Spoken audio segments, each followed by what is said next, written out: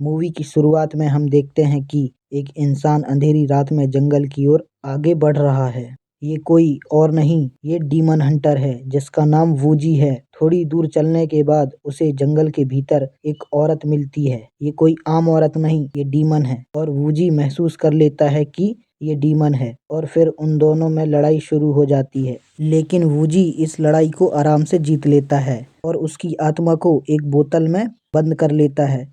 फिर हम दूसरी साइड देखते हैं जहाँ पर कुछ डीमन हंटर्स एक घर पर रुके हुए थे। तभी उन्हें बाहर घंटों की आवाज़ सुनाई देती है और वो बाहर निकलकर देखते हैं कुछ औरतें आगे जा रही होती हैं। तभी वो औरतें उनसे कहती है कि रात बहुत हो गई है, आगे खतरा है, क्या हम आज यहाँ पर रुक सकते हैं? वो हंटर भी मान जाते हैं। ये कोई ऐसी वैसी औरतें नहीं थी, ये डीमंस हैं। तभी अचानक से वो डीमन उन पर हमला कर देती है और सभी लोग लड़ने लगते हैं। फिर वहाँ पर वूजी भी आ जाता है और वो उनकी मदद करता है और ये सब होने के बाद वूजी उनसे कहता है यहाँ पर खतरा है, तुम यहाँ से चले जाओ और वूजी वहाँ से चला जाता है। फिर वूजी एक जगह पर ठहरता है और हम उसका फ्लैशबैक देखते हैं जहाँ पर इंसान और डीमन के बीच फाइट हो रही होती है। तभी हम वूजी की वाइफ आरुओ को देखते हैं जो इस चीज के खिलाफ थी, लेकिन ये बूढ़ा गुरु आरुओ की बात मानने को तैयार ही नहीं होता। फिर ओल्ड डीमन फॉक्स और बूढ़े गुरु के बीच लड़ाई होती है जिससे डीमन फॉक्स की गलती के कारण आरुओ घायल हो जाती है और उसी दिन से वूजी उस डीमन फॉक्स को मारने की कसम खा लेता है। फिर हम बूढ़े गुरु को देखते हैं जो वूजी से कहता है कि आरुओ को जिंदा करने के लिए 1000 डीमन स्पिरिट और इमॉर्टल विंग लाने होंगे, तभी हम आरुओ को बचा सकते हैं और ये वूजी का मिशन बन जाता है। फिर हम फ्लैशबैक से बाहर आते हैं। फिर हम देखते हैं वूजी एक जगह पर आराम कर रहा है। तभी वहाँ पर एक डीमन फॉक्स आ जाती है जिसका नाम याओ याओ है। वो वूजी को अपने जाल में फंसाने की कोशिश करती है, लेकिन वूजी उसके जाल में नहीं फंसता। तभी वहाँ पर उसका साथी आ जाता है और वो कोई शहर जाने की बात कहता है। तभी वो डीमन फॉक्स कहती है कि मैं उस शहर को जानती हूँ, मैं तुम्हें वहाँ ले चलती हूँ। और वूजी थोड़ा सोचता है पर हाँ बोल देता है। फिर वो तीनों वहाँ पर पहुँच जाते हैं। वो उस घर पर पहुँचते हैं तभी वो डीमन एक विंड बैरियर लगा देता है, लेकिन वूजी अपनी शक्तियों से उस बैरियर को तोड़ देता है और उन डीमंस को मारने लगता है। तभी हम उस प्रेग्नेंट डीमन को देखते हैं जिसे वूजी का साथी मारने ही वाला था, लेकिन याओ याओ वहाँ पर आ जाती है और उसे बचा लेती है। फिर वो प्रेग्नेंट डीमन दर्द के मारे तड़पने लगती है और याओ याओ आके कहती है कि हमें किसी वैद्य को बुलाना होगा। तभी उसका पति कहता है आरुओ ही एक ऐसी वैद्य थी जो इंसान और डीमन दोनों का इलाज करती थी। ये सुनकर वूजी उसे एक औषधि देता है और याओ याओ उस औषधि को उसे जाकर खिला देती है और जब तक वूजी और उसका साथी अंदर जाते हैं तब तक डीमंस वहां से चले जाते हैं। यहाँ पर सिर्फ याओ याओ ही अकेली बची थी। फिर चोट के कारण याओ याओ भी बेहोश हो जाती है और बीमार हो जाती है, जिससे वूजी उसकी देखभाल करता है। फिर हम ओल्ड डीमन फॉक्स को देखते हैं जो याओ याओ को लाने की बात करती है। फिर हम सुबह का सीन देखते हैं जहाँ पर वो ओल्ड डीमन वूजी से बच के याओ याओ को ले जा लेती है। फिर हम आगे का सीन देखते हैं वूजी और उसका साथी डीमंस के ठिकाने को ढूंढ रहे हैं। तभी वूजी एक बैरियर देखता है और वो ठिकाना उन्हें मिल भी जाता है और वो उसके पार चला जाता है। फिर हम ओल्ड डीमन फॉक्स और चांगी को देखते हैं, वो बात कर रहे होते हैं। चांगी वहाँ पर अपनी शादी का न्योता देने आया था। फिर हम शादी की तैयारियां देखते हैं जहाँ पर वूजी भी पहुँच चुका है और ये कोई ऐसी शादी नहीं, ये एक डीमन और इंसान के बीच की शादी है। फिर वूजी एक इंसान को देखता है और वो उसके पीछे चला जाता है और ये कोई और नहीं बल्कि उसकी बहन थी। वो बताती है कि चांगी और मैं एक दूसरे से प्यार करते हैं और हम शादी कर रहे हैं। ये सब सुन के वूजी बहुत गुस्से में आ जाता है। वूजी बार बार उसे समझाता है लेकिन वो नहीं मानती और वूजी को बेहोश कर देती है। और फिर हम याओ याओ को देखते हैं जो वूजी के लिए एक तोहफा तैयार कर रही है। फिर सुबह जब वूजी की आंखें खुलती हैं तो वो एक घर में होता है और वो एक लेटर को पढ़ता है जो उसकी बहन ने उसके लिए छोड़ा था। फिर हम वेडिंग प्लेस देखते हैं जहाँ पर सभी लोग खुशियाँ मना रहे होते हैं। फिर वूशुएंग और चांगी की शादी ऑलमोस्ट हो ही जाती है, लेकिन वहाँ पर डीमन हंटर्स आ जाते हैं और वो वूशुएंग को देखकर हैरान थे और थोड़ी ही देर बाद उनके बीच लड़ाई शुरू हो जाती है। सभी डीमंस वुशुएंग और चांगी की रक्षा कर रहे होते हैं ताकि उनकी शादी कंप्लीट हो जाए। और फिर उन दोनों की शादी कंप्लीट होने के बाद ये दो डीमन चांगी को मार देती हैं और चांगी की आत्मा को वुशोंग कैद कर लेती है और बाकी हंटर से लड़ने लगती है और वो लड़ते लड़ते घायल हो जाती है। तभी वहाँ पर वूजी आ जाता है और वो देखता है उसकी बहन घायल जमीन पर पड़ी हुई है। वो उसके पास जाता है और उसकी बहन कहती है चांगी की आत्मा को तानियो पर्वत ले जाओ और उसे नया जन्म दो, उसे जीने दो।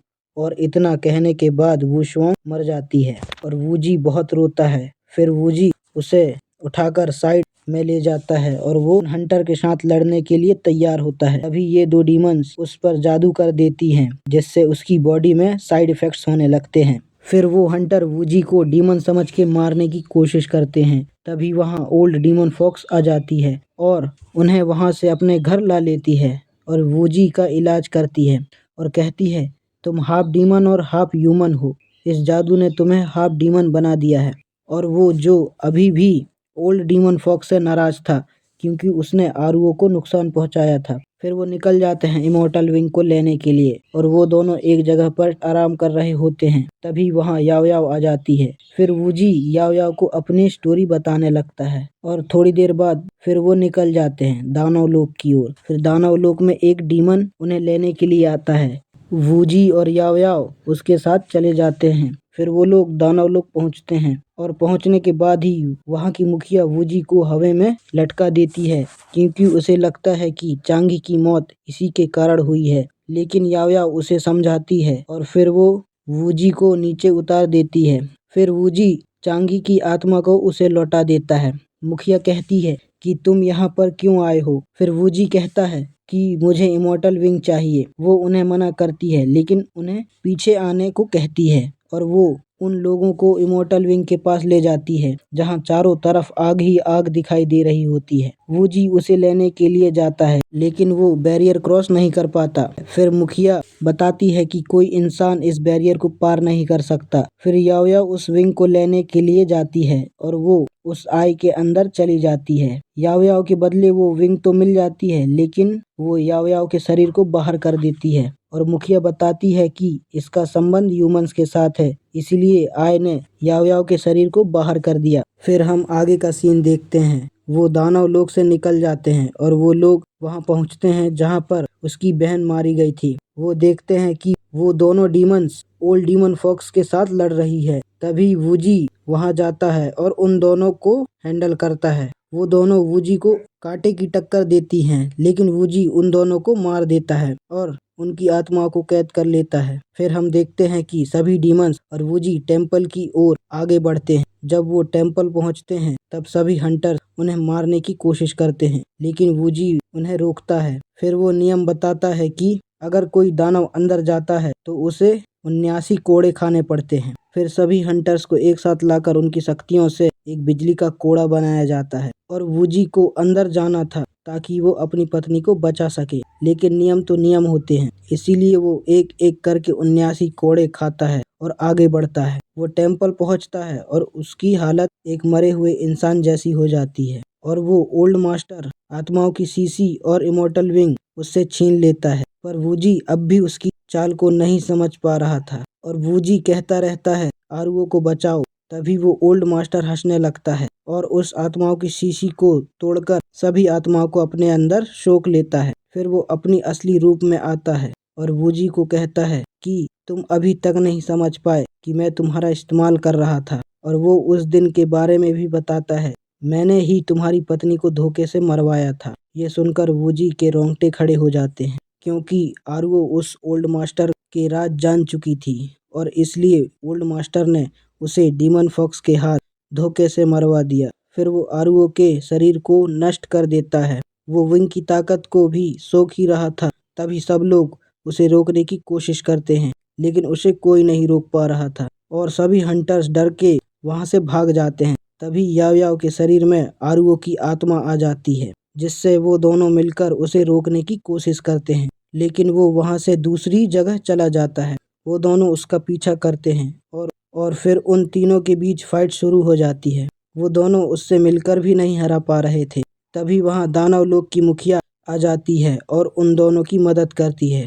मुखिया ओल्ड मास्टर के अंदर से उस विंग को निकालकर याओ याओ के शरीर में डाल देती है। फिर हम देखते हैं कि याओ याओ की शक्तियाँ और बढ़ गई हैं। फिर उनके बीच शुरू होता है फाइनल बैटल, वूजी और याओ याओ, या कहूँ तो आरुओ। उन तीनों के बीच एक बड़ी लड़ाई शुरू होती है, लेकिन यहाँ पर वूजी और याओ याओ जीत जाते हैं और वो उसे मिलकर हराते हैं। उसके मरने के बाद जितनी आत्माओं को उसने सोखा था, वो सभी आत्माएं आसमान की ओर निकल जाती हैं, जिससे आसमान पूरा ब्लैक हो जाता है और वो ओल्ड मास्टर हमेशा के लिए खत्म हो जाता है। फिर हम देखते हैं कि वूजी भी एक डीमन में बदल रहा है और वूजी उन्हें अपने आप को मारने के लिए कहता है, लेकिन आरुओ मना कर देती है। आरुओ का काम मुखिया करती है। यहाँ वूजी भी मारा जाता है। आरुओ बहुत रोती है। फिर अगले सीन में हम देखते हैं कि अब वूजी की जिम्मेदारी आरुओ संभाल रही है। आरुओ वूजी की बॉडी को संभाल कर रखती है ताकि वो उसे फिर से जिंदा कर सके और ये मूवी यहीं पर खत्म हो जाती है।